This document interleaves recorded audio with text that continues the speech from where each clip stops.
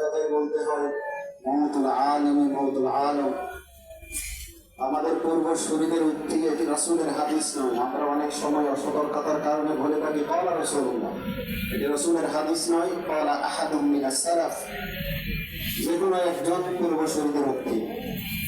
একজন আলেমের মৃত্যু পৃথিবীর মৃত্যু সমতুল্য।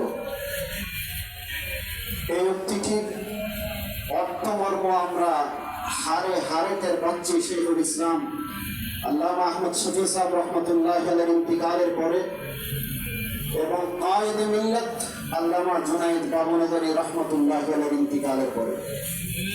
সম্মানিত উপস্থিতি, কায়েদে মিল্লাত আল্লামা জুনায়েদ বাবনগরী রহমতুল্লাহ আলাইহি একটি মানুষ, একটি ইতিহাস।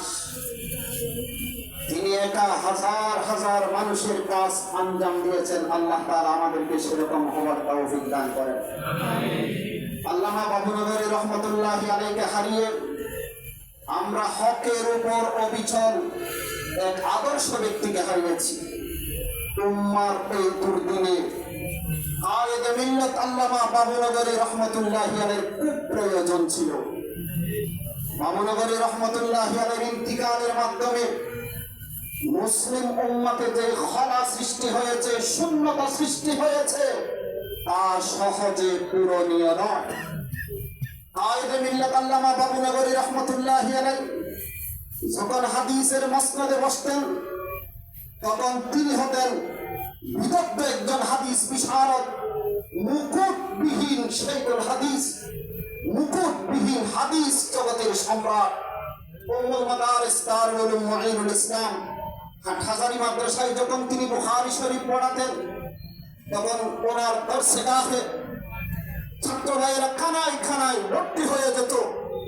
অবশিষ্ট ছাত্র ভাইয়েরা বারান্দায় বসে বসে ওনার মনোমুগ্ধ করে তাকরীর শুনতেন। কারণ আমাদের ছাত্র ভাইয়েরা তো এলেম পিপাসু, যেখানে তাদের তৃষ্ণা নিবারণ হতো, সেখানে গিয়ে চাতক পাখির মতো সমবেত হয়ে যেত। সম্মানিত উপস্থিতি, সর্বশেষ একটা কথা বলে আমি শেষ করব। শেখুল ইসলাম আল্লামা আহমদ শফী সাহেব রহমতুল্লাহ আলাইহি এবং কায়েদে মিল্লাত আল্লামা জুনায়েদ বাবনগরী রহমতুল্লাহ আলাইহির শেষ জীবনের আশা ছিল কাদিয়ানীদেরকে সরকারিভাবে মুসলিম ঘোষণা করা। তাদের এই আশা কি পূর্ণ হয়েছে? না। কাদিয়ানীরা কাফের, এতে কোনো সন্দেহের অবকাশ নেই। এদেরকে যারা কাফের বলবে না, তারাও কাফের।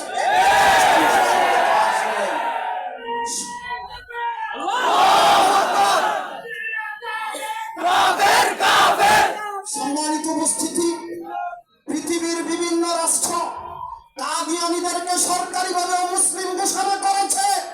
আমরা চাই আমাদের এই বাংলাদেশের জমিনেও কাদিয়ানীদেরকে সরকারিভাবে মুসলিম ঘোষণা করতে হবে, করতে হবে, করতে হবে।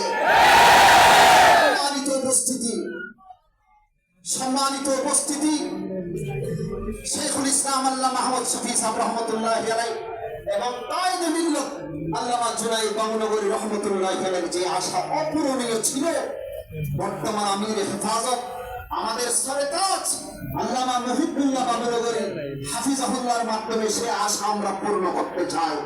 সুতরাং যেদিন আমাদের আখাবেরদের পক্ষ থেকে ডাক আসবে মাঠে ময়দানে নামার জন্য, মুখের তাজা রক্ত ঢেলে দিয়ে মুহাম্মদ